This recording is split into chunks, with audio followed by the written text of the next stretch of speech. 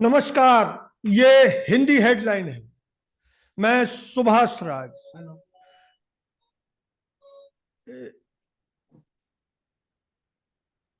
नया साल शुरू हो गया है और इस नए साल यानी 2024 में सितारे भारत और भारत के निवासियों पर क्या असर डालेंगे, कैसा साल उनका बीतेगा, वे सरसब्ज होंगे या कंगाल हो जाएंगे, बीपीएल से एपीएल बनेंगे या फिर धन्ना सेठ बनेंगे, उनके बच्चे कैसी प्रोग्रेस करेंगे, कैसी शिक्षा लेंगे, उनके घरों में शांति रहेगी या अशांति, देश प्रोग्रेस करेगा या फिर झंझावातों में फंसकर अपनी अर्थव्यवस्था की वृद्धि दर गंवा बैठेगा। इस सब का विश्लेषण करने के लिए हमारे साथ राजस्थान के प्रख्यात ज्योतिषी पंडित कुंदन शर्मा हैं। वे प्रोफेशनल पंडित नहीं है, यानी वे जन्म पत्रियों का अध्ययन करते हैं, लोगों का भविष्य बताते हैं, लेकिन ये सब काम वे निशुल्क करते हैं। इसी आधार पर आज वो हिंदी हेडलाइन में हमारे साथ उपस्थित हैं आपका भविष्य बताने के लिए। तो आज वे शुरुआत करेंगे पहली राशि मेष से। आपका स्वागत है कुंदन जी। नमस्कार। बताएं।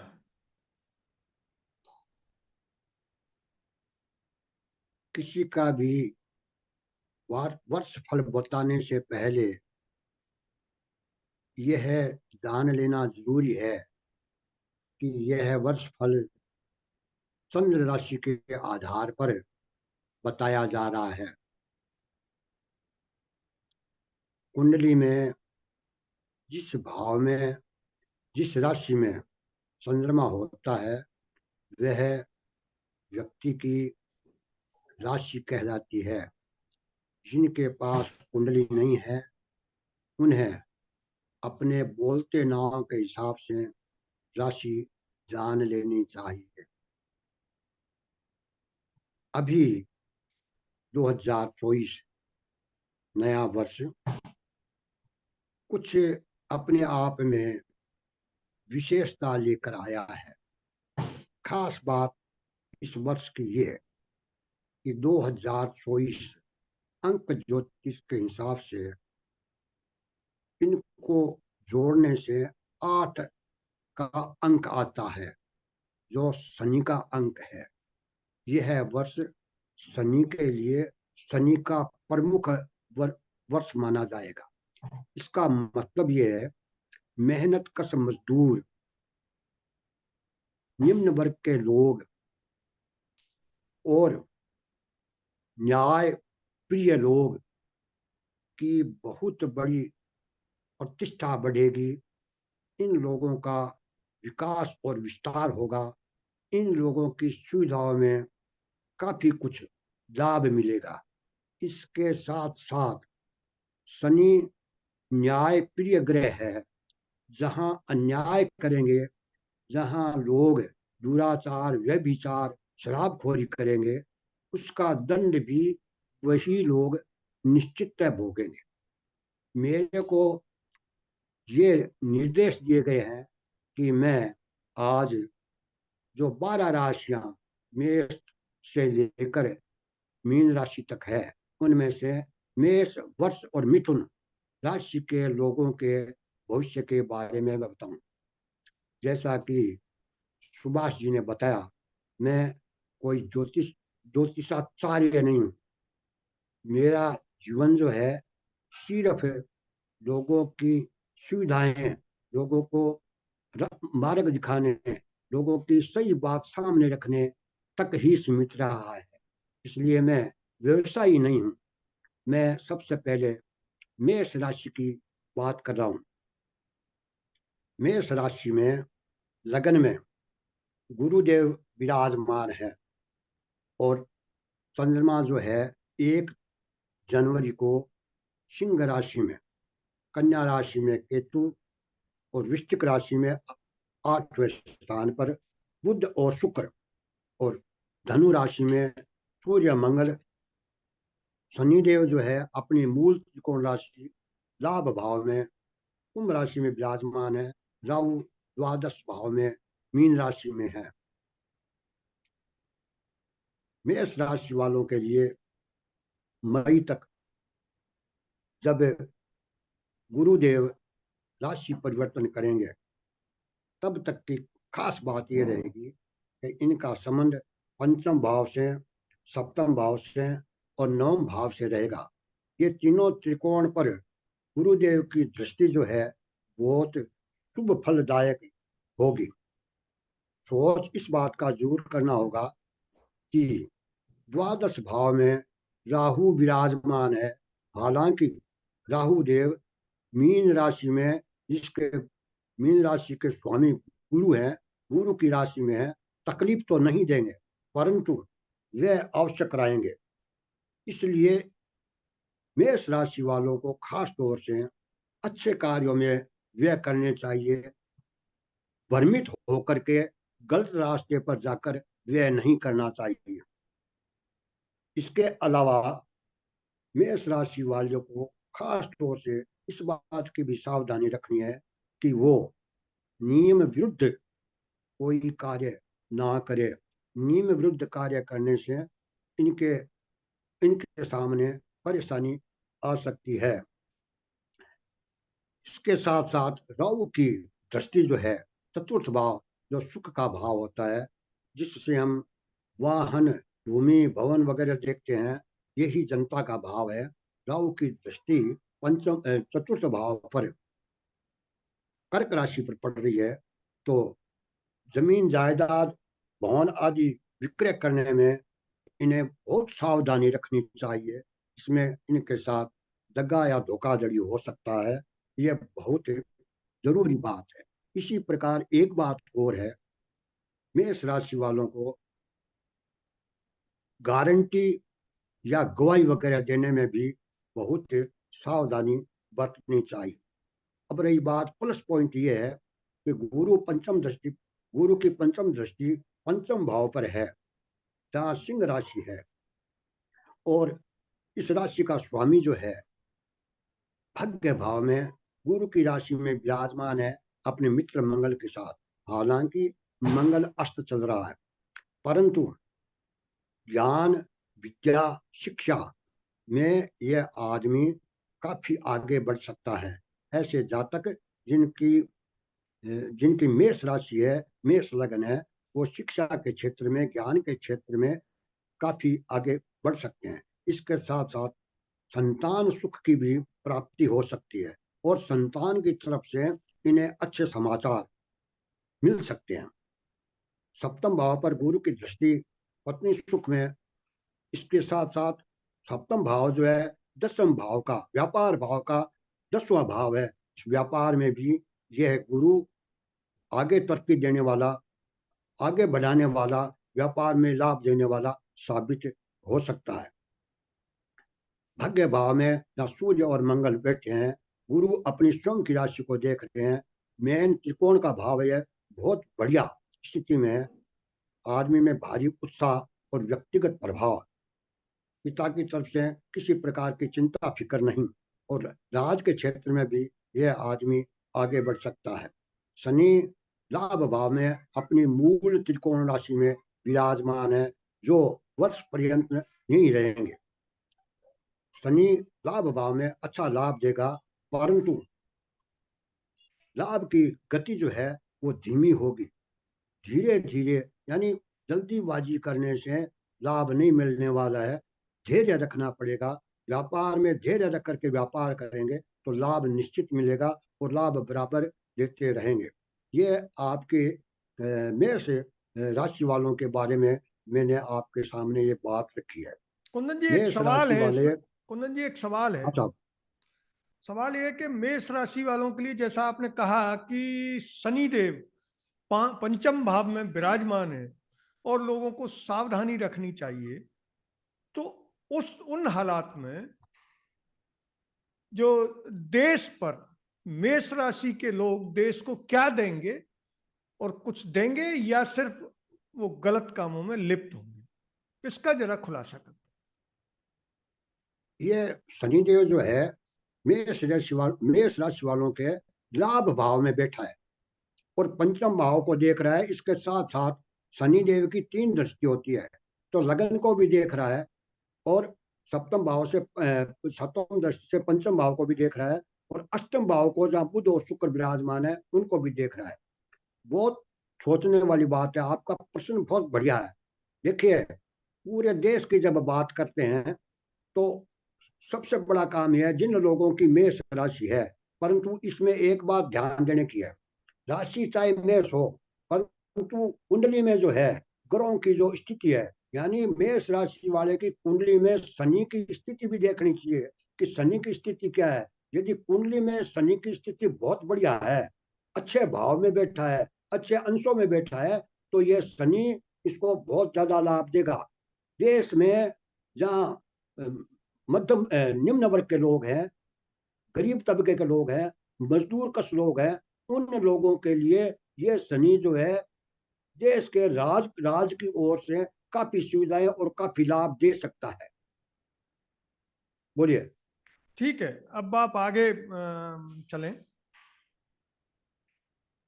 अब सबसे बड़ी बात जो समझदारी की है वो ये है कि मैं सिर्फ राशि फल बता रहा हूँ, मेष, वृष और मिथुन की। इसमें एक भेद होता है। राशि के साथ साथ चंद्रमा किस नक्षत्र में है उसका भी प्रभाव पड़ता है। इसके साथ साथ कुंडली में ग्रहों की स्थिति क्या है उसका भी प्रभाव पड़ता है। ये भी देखना पड़ता है उस कुंडली में नीच भंग राजयोग है, स्थान परिवर्तन योग है या विपरीत राजयोग है, ग्रह कितने नीच राशियों में बैठे हैं, कितने उच्च राशियों में बैठे हैं, किस भाव में बैठे हैं, किसकी किस पर दृष्टि है, उसका क्या लाभ मिल रहा है, इन सब को मिला करके ही पूरे साल का निर्णय लिया जाता है। इसमें मेन भूमिका जो है गुरुदेव की, राहु, केतु और शनि की होती है। इसकी वजह यह है, ये चारों ग्रह लंबे समय तक एक राशि में विचरण करते हैं। शनिदेव 2.5 वर्ष रहता है, गुरुदेव 12 महीना या 13 महीना तक रहता है, राहु और केतु 1.5 वर्ष तक रहते हैं। इस प्रकार से इनका प्रभाव सर्वाधिक होता है। बाकी जो 5 ग्रह है इनका ये हिसाब है कि ये जैसे बुध जो है 15 या 20 दिन में चेंज हो जाता है, मंगल जो है महीना 100 महीना में चेंज हो जाता है, समझे कि नहीं आप। सूर्य हर महीने चेंज होता है, चंद्रमा 102 दिन में चेंज हो जाता है। ये इस प्रकार की स्थिति होने की वजह से आप दैनिक जो राशि फल आता है उसको तो कह सकते हैं कि भी इन सब ग्रहों को देख करके दैनिक राशि फल बताई जा सकती है, परंतु जो वार्षिक राशि फल की बात करते हैं तो इन 4 ग्रहों का खास तौर से ध्यान रखा जाता है। तो इन 4 ग्रहों को ध्यान में रखते हुए मैंने मेष राशि के बारे में आपके समक्ष बात रखी है।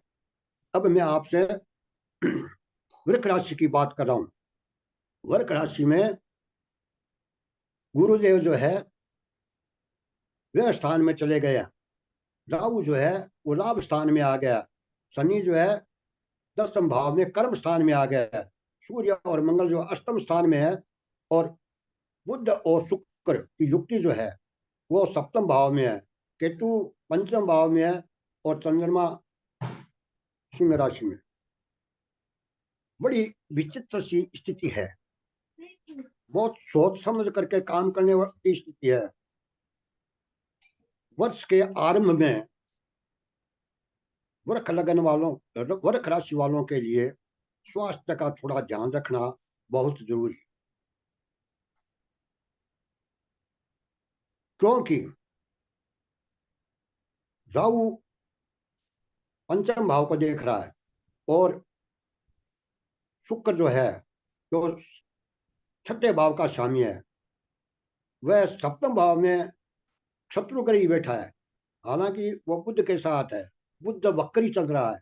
इसलिए वर्ष के प्रारंभ काल में इनको अपने स्वास्थ्य के बारे में विशेष ध्यान रखना चाहिए। अब सबसे बड़ी लाभ की बात यह है, शनि अपनी मूल त्रिकोण राशि में कुंभ में 10th भाव में बैठा है चतुर्थ भाव पर सुख का भाव कहते हैं, जहाँ जमीन जायदाद वाहन वगैरह सुख की भी बात करते हैं, पर दृष्टि डाल रहा है। वह भाव पर जहाँ गुरु बैठे हैं उस पर भी दृष्टि है, और अष्टम भाव पर भी इनकी सप्तम भाव पर भी शनि की दृष्टि है। इनमें सोचने की बात यह है, शनि वृक राशि में कारक ग्रह होता है। जैसे मेष राशि में मंगल, सूर्य और गुरु कारक ग्रह होते हैं, वैसे ही इसमें शनि जो है कारक ग्रह होता है, बुध कारक ग्रह होता है और शुक्र कारक ग्रह होता है। शनि की स्थिति बहुत शानदार है। व्यापारिक क्षेत्र में सावधानी रखते हुए, निवेश करने में पूरी सावधानी बरतते हुए यदि वृक राशि का व्यक्ति इस लाइन में आगे बढ़ता है तो सफलता प्राप्त निश्चित कर सकता है। क्योंकि गुरुदेव जो है वह भाव में बैठे हैं, अच्छे कार्यों में गुरुदेव खर्चा करवाते हैं। खर्च होगा तो खर्च तभी हो सकता है जब उसके पास आय होगी। तो गुरुदेव अच्छे कार्यों में खर्च कराएंगे, बेटी की शादी, बहन बेटी की शादी, धर्म के कार्य, इन सब कामों में, अच्छे कामों में, अच्छी पढ़ाई लिखाई के कामों में, किसी गरीब की सहायता करने के कामों में ये गुरुदेव जो है इनको सहयोग करेंगे इन कामों में। तो खर्च करते समय मतलब व्यय का ध्यान भी रखना है कि व्यय जो है सही क्षेत्र में खर्च हो, न कि गलत क्षेत्र में खर्च हो, ताकि गुरु का पूरा पूरा पूरा लाभ मिल सके। खर्चा ज्यादा करने से, खर्चा ज्यादा होने के चांस की वजह से आर्थिक स्थिति में थोड़ा फर्क आ सकता है। परंतु लाभ भाव में गुरु की राशि में राहु विराजमान है। ये राहु लाभ भाव में जो भी ग्रह बैठता है वो शुभ फल देता है। ये राहु यहाँ इनको शुभ फल निश्चित देंगे। परंतु केतु जो है कन्या राशि में पंचम भाव में बैठा है, ये मानसिक परेशानी, मानसिक चिंता बराबर इनको देते रहेंगे। इनको सावधानी से अपने सब कार्य पूर्ण करने चाहिए। आर्थिक पक्ष की तरफ इनको विशेष ध्यान रखना चाहिए, स्वास्थ्य का विशेष ध्यान रखना चाहिए। सब कुछ मिलाकर के हम ये कह सकते हैं कि सप्तम भाव में बुध और शुक्र की युक्ति बहुत शानदार है, ग्रहों की स्थिति बहुत बढ़िया है। सब कुछ मिलाकर वृक राशि वालों के लिए यह वर्ष जो है बहुत बढ़िया जाने वाला है। यदि सावधानी से लेन देन करें, सावधानी से निवेश करें और सावधानी से खर्चा करें। मेरा सवाल जो था कि देश के लिए क्या देंगे, देश को क्या देंगे ये लोग? देखिए, भारत वृक राशि है तो देश को क्या देंगे? सबसे बड़ी बात बताऊं मैं आपको, ये जो लाभ भाव में राहु बैठा है, ये राहु जो है अधिक गरीब तबके की सेवा में इन्वेस्टमेंट कराएगी सरकार से। इसके साथ साथ सूर्य और मंगल जो है धनु राशि में अष्टम भाव में बैठे हैं, दोनों अग्नि तत्व ग्रह है। आतंकवाद, आपसी खींचतान, प्राकृतिक प्रकोप, ये है सब हम लोगों के सामने आएंगे। देश के लोगों को जूझना ही पड़ेगा। परंतु राजनीतिक उथल पुथल के बीच स्थिति संभल जाएगी और गरीब तबके को इसका भरपूर लाभ मिलेगा। जो सरकारी योजनाएं बनाई जा रही है या बन रही है, उन सरकारी योजनाओं का दुरुपयोग ज्यादा होगा। ये बात मैं क्यों कह रहा हूं? मेष राशि में वह भाव में गुरु, बुद्धि स्थान में केतु, जो बुद्धि को भ्रमित कर देता है। शासन चलाने वालों की बुद्धि भ्रमित हो जाती है और उसकी वजह से ये हालात पैदा हो जाते हैं कि गरीब तबके को दिए जाने वाली आर्थिक सहायताएं, अन्य अन्य सुविधाएं, उसका लोग नाजायज लाभ उठाते हैं। सब कुछ मिला करके शेष इस वर्ष का इस प्रकार होगा कि खींचतान, लेन देन, आपसी झमेलेबाजी, जातिवाद, राग द्वेष, ईर्ष्या निश्चित बढ़ेगी। बोलिए। कुंदन जी, मैंने देश का सवाल इसलिए पूछा है कि रूटीन राशिफल तो बहुत सारे पंडित देश भर में बताते रहते हैं, अंतरराष्ट्रीय स्तर पर भी ये एक बड़ा व्यवसाय बन चुका है, लेकिन वे सभी देश के बारे में पूछने पर इधर उधर की हाँकने लगते हैं। इस राशिफल को जानने का मुख्य उद्देश्य जिस राशि के जो लोग हैं, जैसे कि मेष का आपने बताया, वृष का बताया, ये सब देश को क्या देंगे ये जानना इसलिए जरूरी है कि अगर देश सरसब्ज होगा तो वो लोग भी सरसब्ज होंगे।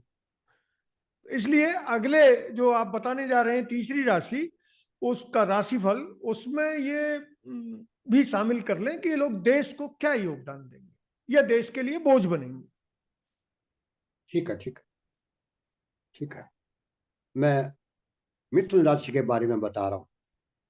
मिथुन राशि के जातकों का यह वर्ष कैसा रहेगा। मिथुन राशि का स्वामी बुध राजकुमार है, चंचल वर्तिका है,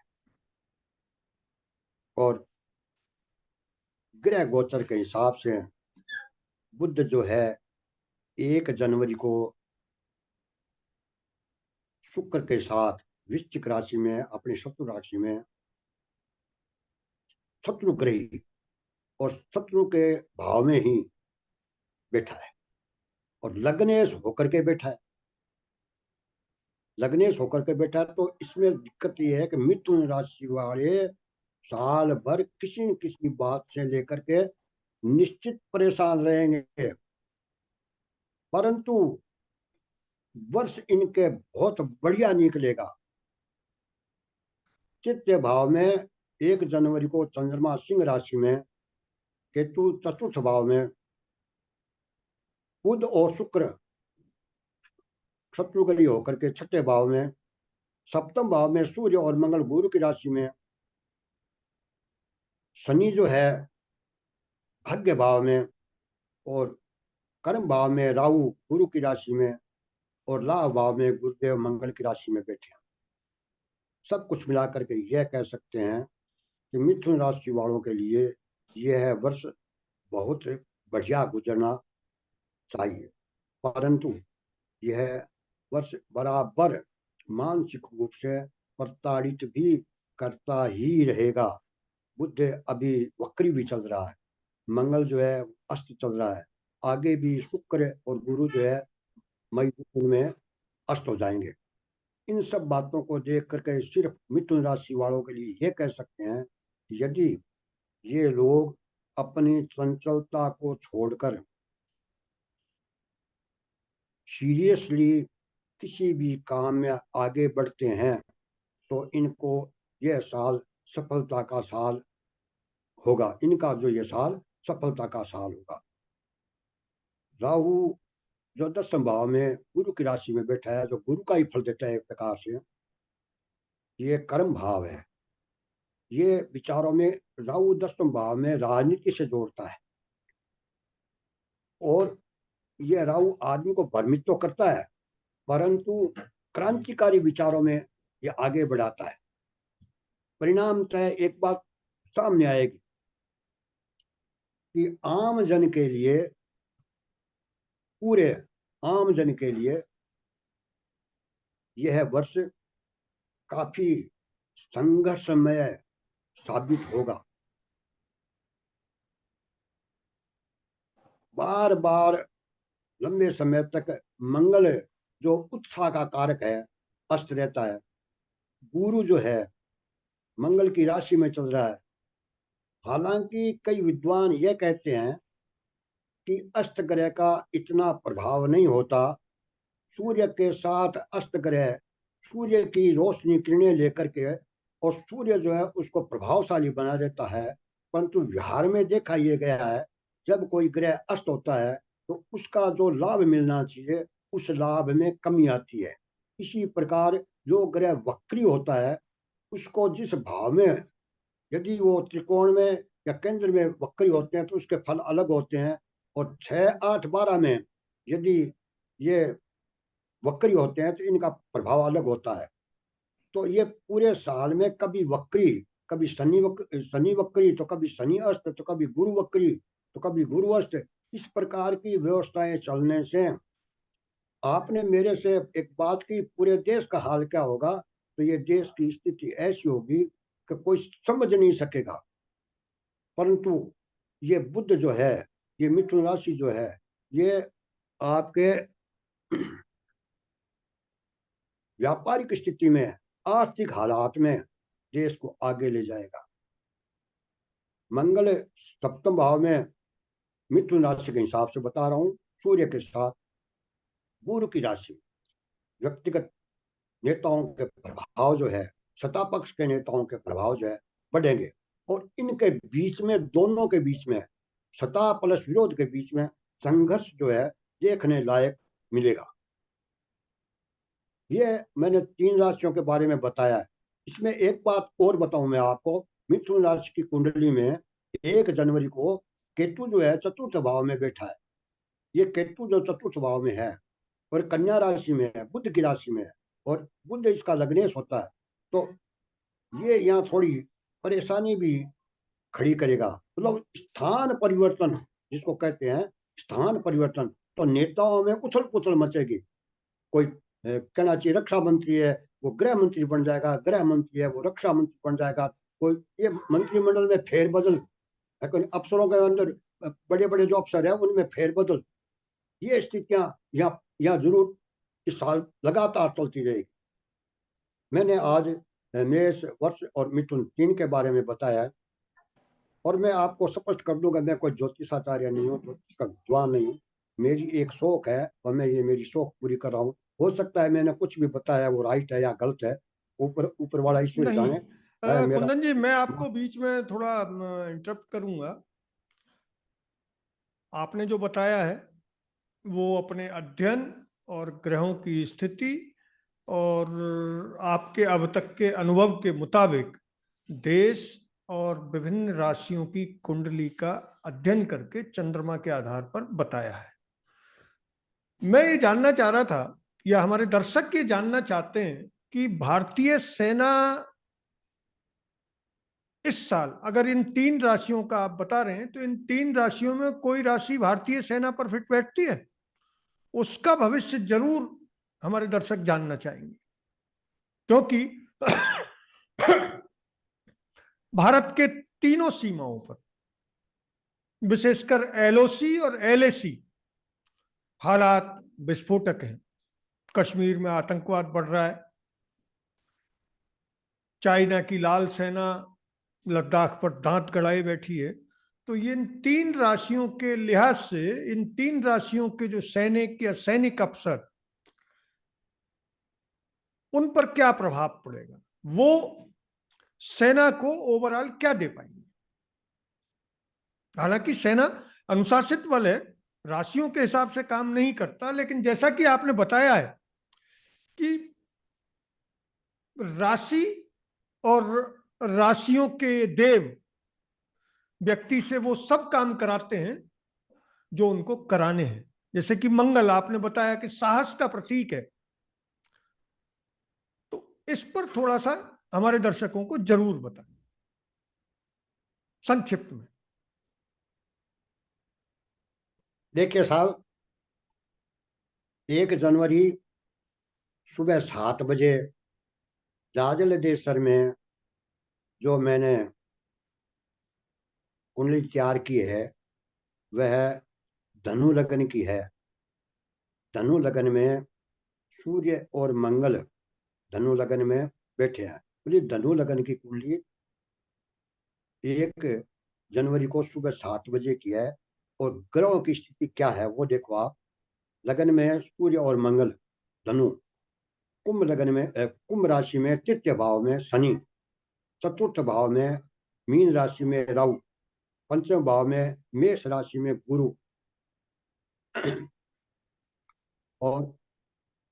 आपका चंद्रमा जो है वो 9वें भाव में, धर्म भाव में चंद्रमा, और 10वें भाव में केतु। इस प्रकार से इन ग्रहों की स्थिति है। 7 बजे सुबह 1 तारीख को जो स्थिति कुंडली में बनी हुई है, इस कुंडली के मुताबिक जब धनु राशि में सूर्य और मंगल दोनों एक साथ हैं, सूर्य राजा है और मंगल सेनापति है, इन दोनों की जुगलबंदी से देश में निश्चित आतंकवाद पर काबू पाया जा सकेगा। देश की सेनाओं के हौसले बुलंद होंगे और देश इस क्षेत्र में जो है निश्चित आगे बढ़ेगा। एक कारण। दूसरा कारण, धनु राशि में, धनु लग्न में तृतीय भाव में शनि अपनी मूल त्रिकोण राशि में बहुत ज्यादा परिश्रम कराएगा, परंतु विजय निश्चित रहेगा। बिना परिश्रम का नहीं, परिश्रम खूब कराएगा। यानी किसी आतंकवाद को तोड़ने के लिए या सीमा पर किसी प्रकार की हलचल पैदा होती है, उससे निपटने के लिए सेना को भरपूर प्रयास करने पड़ेंगे, परंतु सफलता निश्चित मिलेगी, इसमें कोई दो राय नहीं है। प्रॉब्लम कहाँ आएगी? प्रॉब्लम इस कुंडली के हिसाब से चतुर्थ भाव में, हालांकि गुरु की राशि में राहु बैठा है, ये चतुर्थ भाव जो है ये परिवार का, जनता का भाव होता है, सुख का भाव होता है। तो यहाँ अपने को जनता के भाव के हिसाब से देखना पड़ता है। तो राहु जो है यहाँ भ्रमित करेगा किसको? सरकार, राज चलाने वाले को, और जनता के बीच में भ्रम पैदा होंगे। ये भ्रम की भावनाएं पैदा होगी, उसका परिणाम निश्चित भुगतना पड़ेगा। ये फायदे वाली बात थोड़ी सी इतनी है कि ये राहु जो है गुरु की राशि में बैठा है। राहु जिसकी राशि में बैठता है उसके हिसाब से फल देता है। इस कारण से शेष में जाकर के ये प्लस में जाएगा। मतलब जनता के बीच में और सरकार के बीच में जो भ्रम पैदा हुए हैं, उस भ्रम का अंत होगा और व्यवस्था में फिर सुधार होगा। मतलब ये कह सकते हैं कि खिचड़ी बहुत जोरदार पकेगी, अंत में देश तरक्की की ओर जाएगा, सेना हमारी मजबूत होगी, हमारे देश की सीमाएं जो है वो एकदम मजबूत रहेगी, परंतु आतंकवाद से और परेशानियों से जूझना निश्चित पड़ेगा, इसमें कोई दो राय नहीं है। गुरु पंचम भाव में मंगल की राशि में बैठा है। आपकी बात बता रहा हूं, गुरु पंचम भाव में, और ये बुद्धि और ज्ञान का भाव है। सेना को चलाने वाला सेनापति, तीनों सेनाओं के सेनापति, उनकी बुद्धि इतनी बढ़िया काम करेगी कि वो हर परिस्थितियों से जूझने के लिए तैयार रहेंगे और हर तरीके से निपटेंगे और देश को इस क्षेत्र में तरक्की दिलवाएंगे। ये मैंने शॉर्ट में आपको बताई है।